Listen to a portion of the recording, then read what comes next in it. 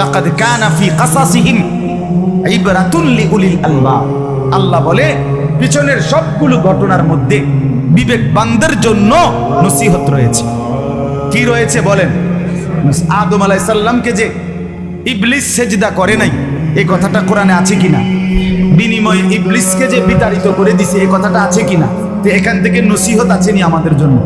ভাই তোমরা বলো, যুবক ভাই তোমাদেরকে বলি একটা কথা, শুধু নসিহত, আরো অনেক বাকি, একটা উপদেশ যদি ভাবি চিন্তা করো, আপনারাও ভাবেন সবাই যে একটি সেজদা জীবনে একবার করে নাই, আহা এক সেজদা না করার কারণে যদি এই ইবলিস আজীবনের জন্য আল্লাহর কাছে লাঞ্ছিত হয়, বিতাড়িত হয়, তাহলে তুমি আর আমি ভাইয়া, আমাদের সন্তানরা দিনের পর দিন, মাসের পর মাস, যাদের কপালে 5 ওয়াক্ত নামাজের সিজদা নাই, তোমার প্রতি তোমার মনিব কি পরিমাণ নারাজ